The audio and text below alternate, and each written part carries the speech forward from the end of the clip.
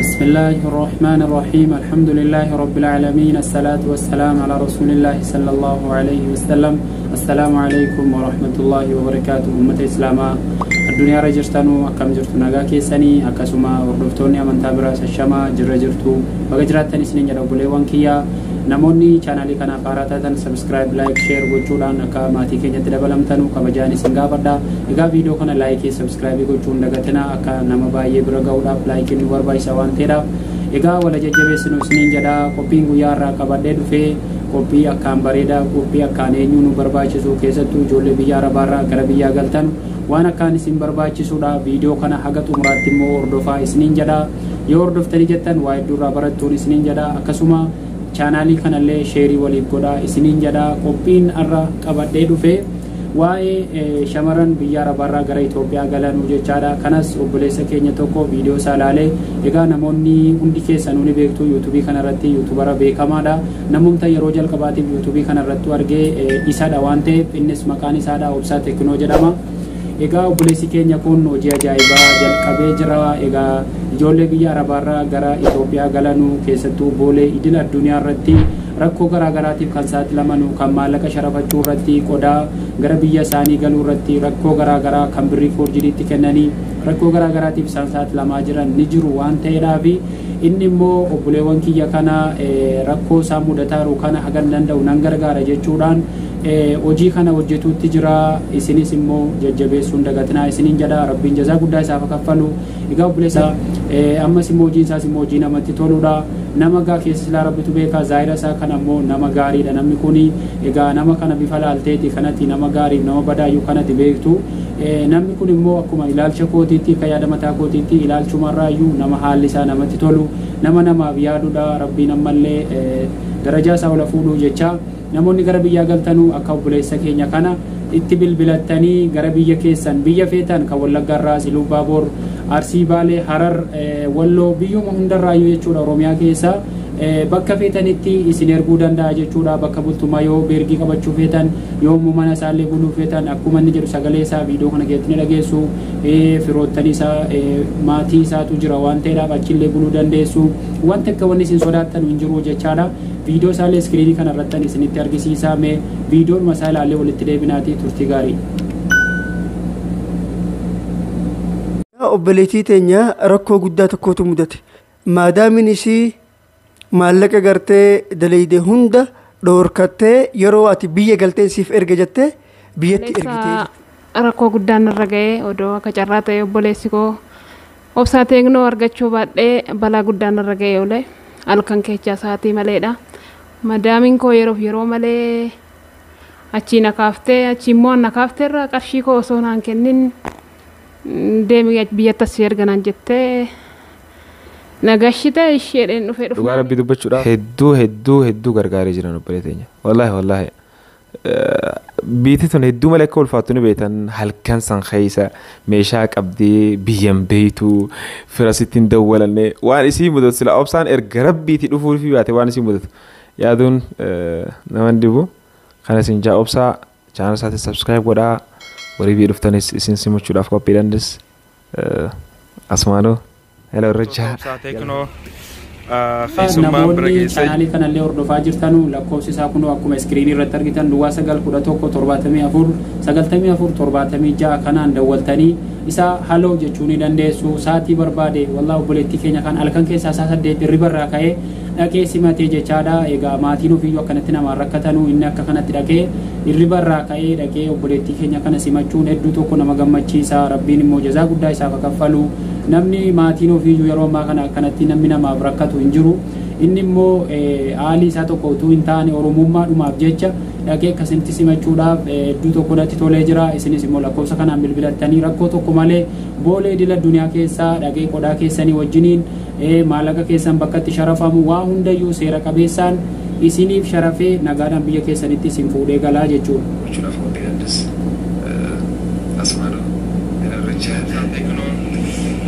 السلام عليكم ورحمة الله وبركاته. خبجمتوتا هردفتوتا يوتيوب channel Obsaa Teknoo أكم جرت نجيا كيساني Har'aas obboleettii teenya kan biyya Dubaayii dhufte takka simachuuf gara aeropoortii deemaa jirti. Dhaga'utti jirtanii obboleessi keenya kuni boolee dhaqee rooba bokkaa keessaa isii simatee haala kanaan fuudhee mana jaraatti geessuu jira jechuudha. Egaa isin kan isin dhuftee Wallagga irraayyuu jechaadha. Wallagga jechuun immoo baay'ee fagoodha Finfinnee irraa. Akkasitti madaamiin isiillee gaafa gara biyyaa galtuu maallaqa takka tuun kenniniif gara biyyaa gashitee jechuudha. Rakkoo garaa garaatiif saaxilamtee jirti obboleettiin keenya kuni.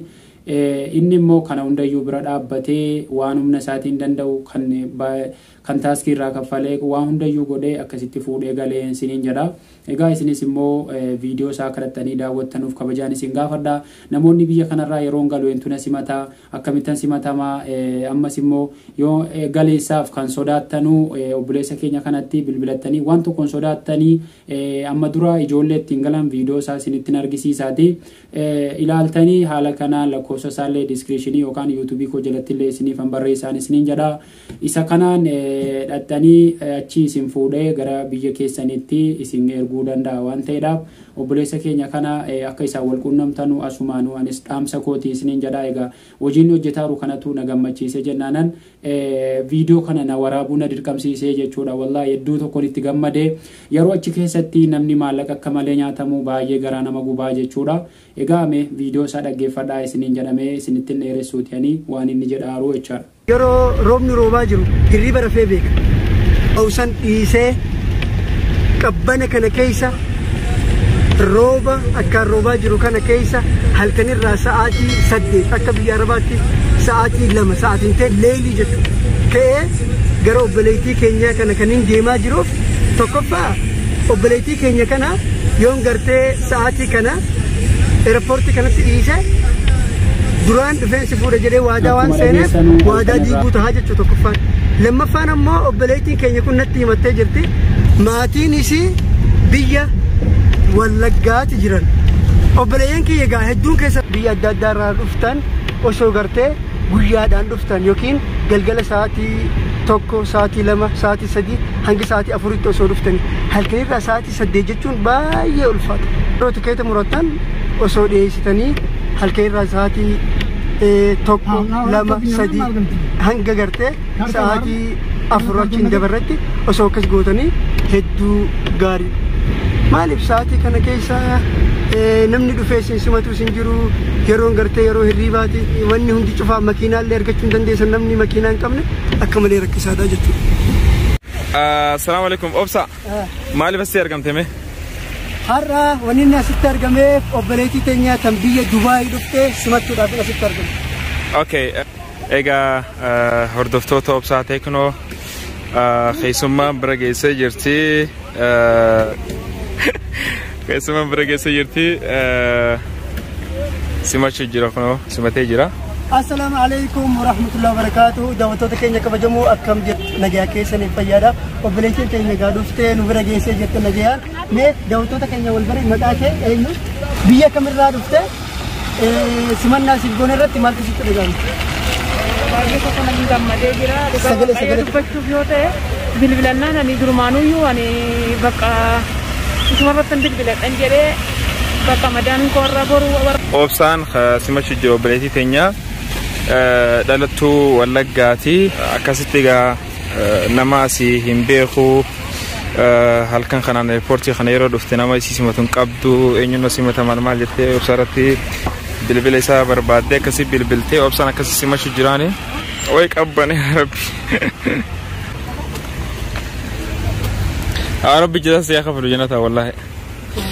Ilmaan Oromoo akkasii simachuu keetiif.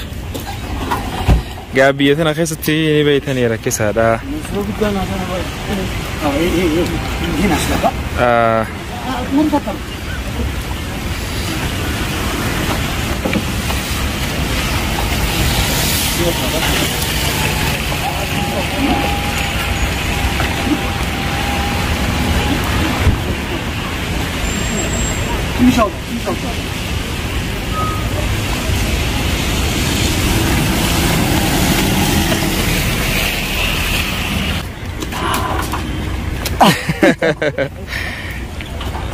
Funny what I saw.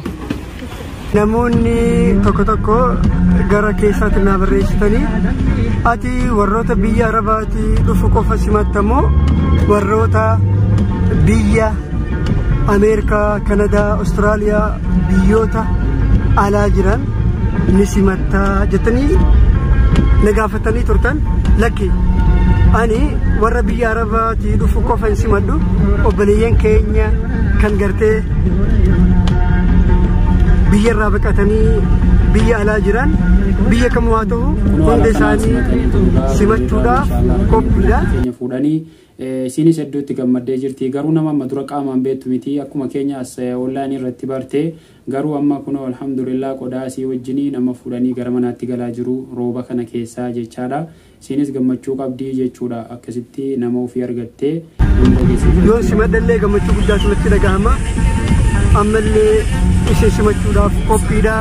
Naa bilbila lakkoofsi kiyyaa kan gartee iskiriinii irratti argaa jirtan kana duwwaa 9-11-74-94-76 lakkoofsuma kanaan naa bilbiluudhaan warri gartee na biratti boqottanii gara biyyaa galuu barbaadaniis warri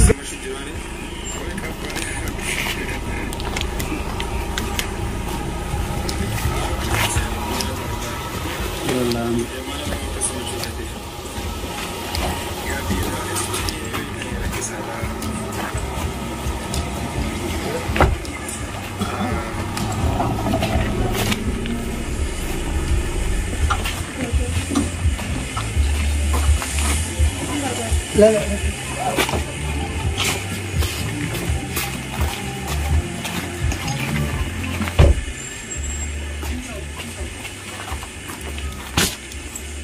Haala kanaan fe'amaa fi jira jechuudha. Qodaan jara qodaa isii akkasitti haala kanaan makiinaatti fe'aa fi jiru jechaadha. Kunoo rabbi irraa jaallatu kunoo akkuma argaa jirtanii. Assalaamu alaykum wa rahmatullahi wa barakatuhu. Kabajamtoota hordoftoota yuutuubii chaanal Obsaat kunoo akkam jirtu nagaa keessanii fayyaadha. Obboleettiin teenya tan eeda simannee eerpoortii irraa fenne kunoo isii kana daawwattoota keenya obboleettii teenya rakkoo guddaa tokkotu mudate. Erga manatti gallee nutti himti waan kana rakkoon isii mudate maadaamin isii maallaqa gartee daleeyde hunda dhoorkattee yeroo ati biyya galteen siif erga jettee biyyatti ergitee jechuudha. Wanni gartee maadaamin isiin irra daleeyde yookiin namittiin isiin hojjettuuf wanni irra daleeyde kana qofaa mitini. Wanni isiin goote guyyaa gartee ittiin biyya galtu osoo hin himneefitti guyyuma keessaa jechuu tasa kaya har'a biyya galtaa jettee osoo isiin hin beekin tikeetii harka keessee osoo qarshii takka harka hin qabne gara biyyaa galchitee jechuudha. Laala gamchiyoon kuni osoo nuti dheeynee simachuu baannee qarshii gartee taaksii ittiin yaabbattu hin qabdu si galee qarshii gartee eerpoortii keessaa ittiin gabbaatee maatii ishii bira dheeytuun hin qabdu jechuudha. Osoo waan tokko hin qabne tikeetii goggogaa qofa murtee fi gara biyyaatti ergitee jechuudha. Kana michiyoon gaanuu irratti bilbiltee dheeynee achi fuune. Osoon garee isiittiin dabarreen duratti waan isinii himuu tokkotu jira. Warroonni gartee biyya arabaatii galtan keessattuu shamarran keenya warri dhiiraa rakkoon qabu shamarran keenya. Shamarran keenya yoo gartee araboonni isin bira daleeydan yookiin maadaamiin keessan qarshii keessan biyya yeroo galtaniin akkaawuntii irratti isinii ergaa galaadhaa anaatu biyyatti isinii ergaa isin galaa isin hin jette inuma hin galina achitti gartee uu jettanii balaa buustanii maallaqa keessan fudhattan malee jechuudha. Maaliif arabni ni beeyna yoo tokko tokko karabbiin gartee iimaana kanneef karabbiin gartee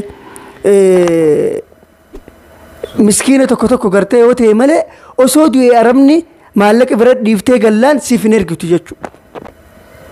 Kanaafuu arabni gartee maallaqa erga biyya galtan isinii kanneen adeemaa galaa jennaan tasuma hin galina achitti maallaqa keessan fudhattan malee biraa hin behina. Obsaa galanni guddaan isaaf haa ta'u obboleecha koo rabbi si haa jiraachisu hin jedha na simatee galgala halkan keechaa saatii maleedhaa bokkeenyi hin jira. Nama gargaaru yoo qabaatan malee hedduu nama rakkisa hedduu takka rakkoodha. Waan isaa heebbisus hin jedha dhufee na simatee akka nama tokkootitti akka obboleecha kootitti unkaan meeshaa koo otoo doon harkaan hin tuqin meeshaa koo makiinaa keessatti ofii isaatii na gashee amma yoonaayyuu amma sa'a kanaa ittoo isatu naan kabakkabaa jiraas hin jedha. Maaliif maallaqa kana eerpoortii irratti kafalchiisuu danda'an kan Dubaay miti kan kafalte Airportii Dubaay irratti kafalchiisan. Maaliif kafalchiisanii? Kanallee isiniif hima. Yeroo gartee tikeenni isinii muramu waan tokko kan sirriitti firraa adda baafachuu qabdaniitu jira. Inni maali?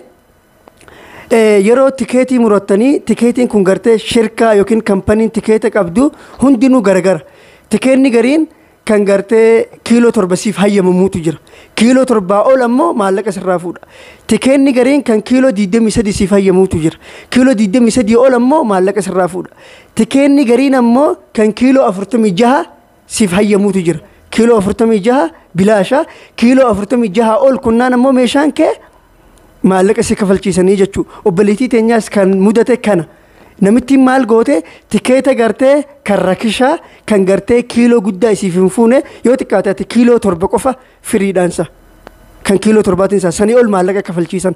Kanaaf maallaqa kafalchiisan viidiyoo dabre irratti miciyyoon kiiloo 23 irratti riyaala 500 Suudiin kafale jennaan akkamitti kafaltii maallaqa obsa kiiloon 46 bilaashaa mitii naan jettanii turtan hedduun keessan komentii jalatti barreessitanii viidiyoo dhufu irratti inni isinii deebisa jeetuma laalee callise maali rakkoon kun adda baafadha kampanii tikeetaatu wal dhaba isinii galee yeroo gartee biyya galuudhaaf tikeeta murachuu deemtanii dursaa itti hima ammeeshaa hanganaan qabaa kiiloon 46 firii aanaa tahuu ja'a itti hima yoo akkas gootan malee kan kiiloo 7 hayyamuutu jira kan kiiloo 23 hayyamuutu jira kan kiiloo 46 hayyamuutu jira jechuudha. Meeshaan isin qabdan san hanga gartee hayyamii ol taanaan maallaqa isin kafalchiisanii jechuudha. Kanaatu mudate obboleettii teenya inni dhaamu inni guddaan viidiyoo kana keessatti dhaamsi cimaan isinii dhaamu yeroo gartee biyya Arabaatti kaatanii biyya galtan yoo gartee maadaamin isin jette maallaqa kee biyyattiin isin ergaa galee tasuma hayyamina. Achitti balaa buusaa isin iqaamaa qabdan bar seera qabeessaan jirtani keessattuu warri xalabaan achi dheeytan seera qabeessaan jirtan yoo ani bahuu jettee iyyite yookiin yoo mana keessatti nutumtii maal jettanii sodaatan yeroo galuu deemtan airportii keessatti yoo iyyitan poolisiin ni dhufa shurtaan ni dhufa mirgi isiniif kabajamaa jechuudha maallaqa keessan irraa isiniif fuudha dirqiidhaan jechuudha maaliif isin ana torban hin galu torban irraan sanbata naan jette sanbata irraan kaleessaatii booda har'a galtanaan jette kayinaan jette odoon hojjechaa oolu odoon hojii keechaa na baaste jechuudha. Ani hin beekne hojii keechaa na baaste to. Ani beeksisa kootitti illee bilbilannee asitti dhufnaan makaraadhaa immoo dhufteeti. Akka waan na tabaabbartu boolee dirasiin afaanaas iddoo tasaafaru dirasiin afaanaas seente. Ani bakka hedduu takkanii rifadhee ka'ee achirree dhufnaan bakka odoo sin argachuu baadhee makaraan argee ani kaammoo dhaamsin ani qabu. Namni kamiyyuu yoo ta'e obsan dhugaa waaqaanis asumarratti argee fuuluma YouTube irratti argee lakkoofsa isaa qabadhee akka carraatan silaa guyyaan beeku jedheeni hello siin jedhe guyyaa lammaffootas siin jedhe miti sagaleedhaa silaa ta'an siin geenye silaa guyyaa galmaataan beeku jedhee tas siin jedhe helloon jedheeni kaleessas hello jennaan dhufee na dhaqqabee balaa jalaa na baraaree balaa kana immoo akkasin irraan qunnamne akka na baraare kanatti obboleechi keenya sinaa baraaru hello obboleessa keenya Mu'aaz Mahammad obboleeyyan wanni dhaammachuu barbaade obsaa teknoo saahiba amata dheeraa dura ol beenullee miti garuu amatummaa muraasa. Egaa dubbiin kun isinii galee jira kan kiiloo isii kanaaf kiiloo 7 qofaa firii gooteefi jedhamee dubbataa ramadaamiinsi kiiloo 23 kan firii isin eeyyamuutu jira kan 46 isin immoo dursitanii yeroo tiikeeta baafattanu kiiloon 46 akka firii isinii ta'u itti madda amma isin kun kiiloo 7 hin caaluu jechaadha kan isin firii gooteefi guyyaa egaa haala kanaan akka nyaatamne jechuudha dhaamsa isiniif dhaamu jira isinis immoo viidiyoo kana aga dhumaatti yoo dhaggeeffattan wanti hunduu isiniif galadeetan abdii qabaa wanti irra deebi'ee isiniif himuun jiru egaa akka nyaatamne akka namni akka keessan haqaan maletti akka namni akka keessan hin furanne isiniin jechuu barbaada waggaa meeqa biyya namaatti dafqitanii laffaatanii inna salphumatti duuriyyeen karaarra taa'ee namarraa fudhatu baay'ee namatti dhaga'amaa jechuudha. Egaa ammas mee viidiyoon isaa xumurarra ga'ee jira mee na dhaggeeffadhaa ammallee. Dura ol barre haga ol beenuu kana keessatti akkuma isinis beektan hedduu malee nama gaariidha dhugaa rabbii dubbachuuf namaaf yaadaa amma nutu haga as jiru kana keessattuu hedduu nu keessummeessu jira akka mana keenyatti jechuudha manni keessanii nyaattanii dhuydanii akka killeetti jechuudha hin caccabinaa suuta jaamanumaa jechaa jechuudha so obboleettii teenyas edaa walumaan turre akkuma viidiyoo san keessa dhageessanitti anaa waraabu turani Rooba san keessa osuma taa'u jiru keessumaa dhufu jira intala Oromoo takka dhufu jira kaanum deema halkan saniin maali obsa oo qabbanaa jira hin danda'u sa'aan andirrooraan haa bakka haa dheedhee fiduu qabnaan akkasii argeettee obsaa taate jeetu manaanis waliin deemnee akkasii obbolee teenya simate dhugaa rabbii dubbachuudhaaf hedduu gargaaree jiran obbolee teenya wallaahi biitii tun hedduu malee akka ulfaattu ni beektan halkan san keessa meeshaa qabdee biyyan beeytu fira sittiin dawwalanne waan isii mudatu sila obsaan erga rabbiitii dhufuuf baate waan isii mudatu yaaduun. Egaa obboleewwan kiyyaa viidiyoon guyyaarra qabadhee dhufe kana fakkaata isinis akka warra hubattan abdii guddaan qaba Mu'aazoo akkasuma obsaa Teknoo jazaakumullahu khayr kaameraamaaniin kan waraabaa fi ture egaa Mu'aaz jedhee egaa obboleessa keenya rabbiin jazaa guddaa siif kaffalu annaamsi kan kuwaasumaan utumura irratti hojii kana akkatti nuuf uftu akka hojii kana addaan hin kunne garuu anatti hojii kana jalqabuun hedduu tokko na gammachiise gama tokko nama amanamaadha rabbii nama amaanaallee bakkaan ga'u rabbi siyaa taasisuun siin jedha ammoo ijoolleen keenya ijoolleen baay'een boolee keessatti egaa nama hedduutu rakkataa jira hattuun inni magaalaa Finfinnee kunis isa ajaa'ibaati kuma ustaaz Raayyaanuu jedhanii hattuun magaalaa kana eeyyama baafate fakkaataa jiranii guyyaadhuma kana nama saamaa eeyyama baafate fakkaataa jiranii beekte kanaafiyyuu achitti namoonni keenya namni maatiin isaa Finfinnee irraa fagoote rakkoo garaagaraatiif saatii namni asii gadi bu'etti namni dhufee nama qaqqabuu dhiisuu danda'a ati immoo achuma jirta waan ta'eef saatii namni sii bilbiletti nama bira ga'uu dandeessa waan ta'eedhaaf kunoo rooban jennee irriban jennee yeroo isaa gubee akkasitti dhufee ijoollee keenya simataa jira egaa nuuf jiraadhu umrii nuuf dheeradhu riskii nuuf bal'adhu egaa viidiyoo kana laayikii sheerii godhaati namootaan viidiyoo kana nagarri biraan akka geessanu egaa viidiyoo kan saas immoo akka obsaa Teknoo ittanii hidhattanii hordoftanu isiniin jedha akkasuma namoonni chaanaalii kanaaf haaraa taatan subscribe like gochuudhaan akka nu bira dhaabbattanu hanga viidiyoo biraatiin walitti deebinu nagaa rabbii keessanaa jiraadha viidiyoon kun yoo isinii tole sheerii illee akka gootanu isiniin jedha wassalaamu alaikum ورحمة الله وبركاته.